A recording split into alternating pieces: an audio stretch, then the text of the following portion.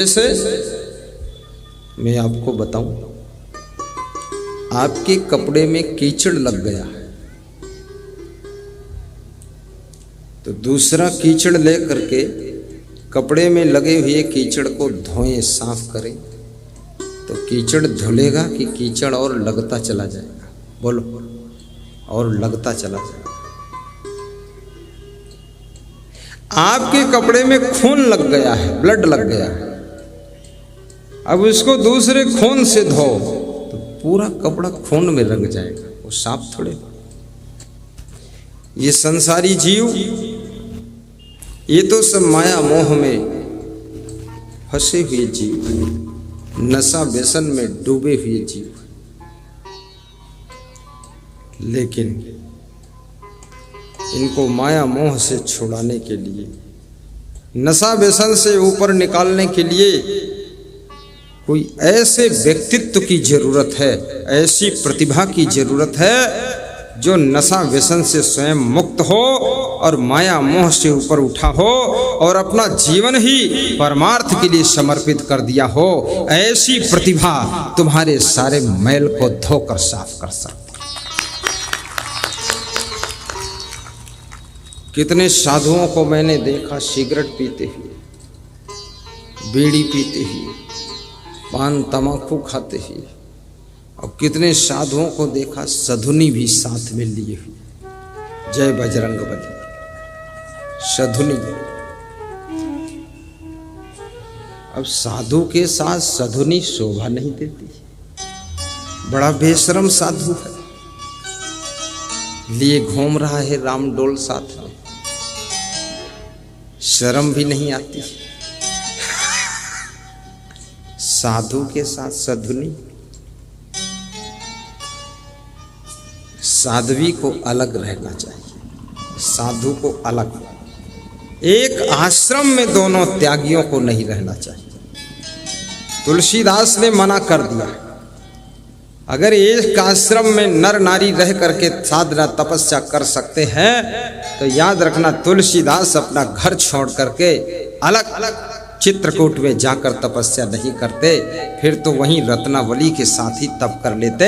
महात्मा बुद्ध फिर अपनी पत्नी, क्या नाम था उसकी पत्नी, यशोधरा को छोड़ करके जंगल में तप नहीं करते, फिर यशोधरा के घेंघरा में ही तपस्या हो जाती। अरे ये सीखते क्यों नहीं महान पुरुषों से? महात्मा बुद्ध। इसलिए जो संत है, गृहस्थ को, नर नारी को साथ रहना चाहिए। अपने पत्नी के साथ रहो, पति के साथ रहो, दोनों प्रेम से रहो, घर बसाओ, घर बनाओ। लेकिन जो संत हो गए उसको तो बस पूरे संसार की नारियों में संत को देवी का दर्शन करना चाहिए और पुरुषों में देवता का दर्शन करना चाहिए और बच्चों में कृष्ण गोपाल का दर्शन करना चाहिए और संसार को स्वर्ग बनाना चाहिए। ये संत का काम। साधु को कोई नशा भी नहीं करना चाहिए, पान खाना, तमाकू खाना साधु का काम नहीं, ये हम लोगों का काम नहीं। हाँ, तुम लोग कभी कभी खा लोगे तो कोई बात नहीं, लेकिन तुम भी ना खाओ तो अच्छा है। पर कभी कभी संसारी लोग खा लेते, थोड़ा तम्बाकू मुंह में डाल लेते हैं, सूंघ लेते हैं, थोड़ा नशा चढ़ जाता है, अच्छा लगता है उनको। लेकिन वो भी मत खाओ आप।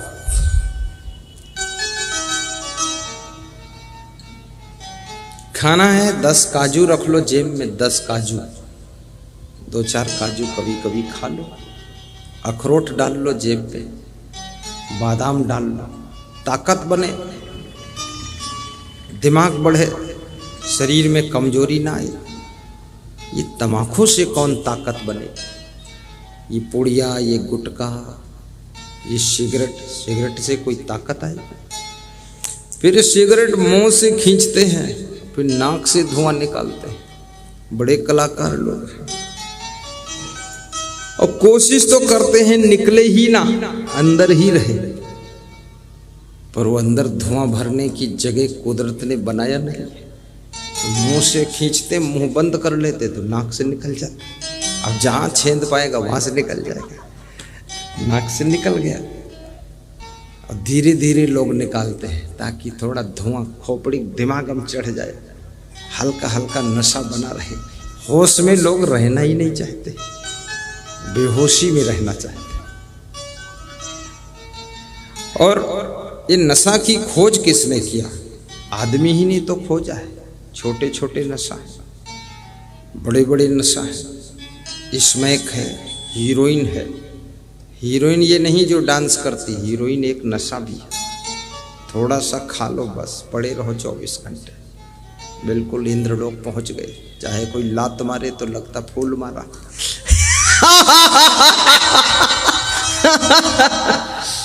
नशा में यही तो सुख मिलता है। कोई गाली दे तो लगते है कि कोई गीत सुना रहा है। कोई ऊपर थूक दे तो लगता है अरे वाह, गंगा जल छिड़क कर गया। हाँ, नशे में यही होता है। जो ज्यादा नशा करते ना, वह जब अपनी पत्नी के पास पहुंचते हैं तो उनको पत्नी नहीं दिखती, उनको दिखता है कि इंद्रपरी कोई खड़ी हुई है, बहुत सुंदर इंद्रपरी। और अपना घर उनको राजमहल दिखता है।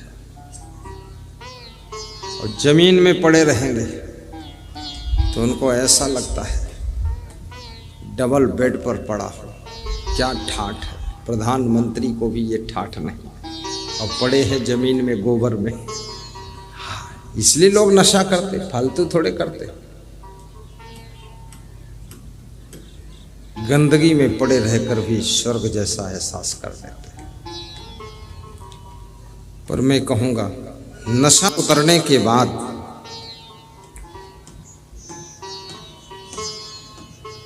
आपकी शक्ल, आपकी अकल और आपकी जिंदगी की रौनक समाप्त हो जाती है। इसलिए नशा भी अगर करना है, संजय शर्मा जैसे, बेबी रानी जैसे सत्संग का नशा चढ़ना चाहिए आपके ऊपर, भक्ति का नशा चढ़ जाना चाहिए। जैसे मीराबाई के ऊपर भक्ति का नशा चढ़ा था, ध्रुव प्रहलाद के ऊपर भक्ति का नशा चढ़ा था, राम भगवान और कृष्ण भगवान के ऊपर सत्संग भक्ति का नशा चढ़ा था, ऐसे आपके ऊपर भी भक्ति का नशा चढ़ाना चाहिए। कैसे चढ़ना चाहिए?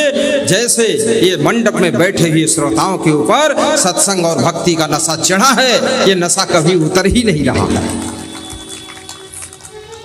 और ये नशा कौन चढ़ाता है? ये मैं चढ़ा देता हूँ, फिल्म चढ़ा देता हूँ। और एक साथ में अभी जो मंच का संचालन कर रहे थे, बड़े प्रेमी हैं, वे खड़े हो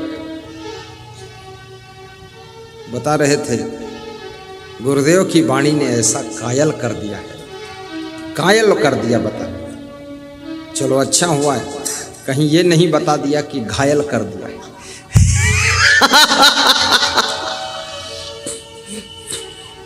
मध्य प्रदेश में एक भक्त भजन गा रहा था। क्या गाता था? उसकी माँ मेरे पास आई, बोले गुरुदेव, मेरा बेटा ये प्रिंसिपल है, टीचर है, प्रिंसिपल है, तो इसको नाचने के लिए छूट दे दो, ये नाचता अच्छा है, वो गाता भी। उसका नाम था शिवराज शर्मा। मैंने कहा शिवराज शर्मा थोड़ा नाच दे। प्रिंसिपल था, तो ऐसे सिर पे हाथ धर के, थोड़ा कमर टेढ़ी करके और नाचा और हल्का मुस्कराया और गाया, मुस्कान तेरी गुरुवर पागल कर जाती है, मुस्कान तेरी गुरुवर पागल कर जाती है, घायल कर जाती है, मुस्कान तेरी गुरुवर कायल कर जाती है, घायल कर जाती है। वो तो अच्छा गाता था, मैं उस तरह नहीं गा पाता। वास्तव में सत्संग की वाणी यदि आपको कायल कर दे तो फिर दुनिया तुमको घायल नहीं कर पाएगी। जो सत्संग के लिए कायल है, जैसे अभी गंभरिया से पधारे हमारे भक्त श्री, खड़े हो जाओ पांचों आदमी, तुम्हें न जाने कितनी बार खड़े होना पड़ेगा। उधर क्यों बैठे? ये आदमी देखो कायल कर गई वाणी। प्रोग्राम भी लिया है, कराने जा रहे हैं, 2023 में फिर कराएंगे। कायल हो गए। अब ये गुरु जी की वाणी के कायल हैं, तब इनको दुनिया कभी घायल नहीं कर पाएगी, ये हमेशा सुखी रहेंगे। बैठिए, इनकी जिंदगी का मॉडल रॉयल मॉडल रहेगा, रॉयल।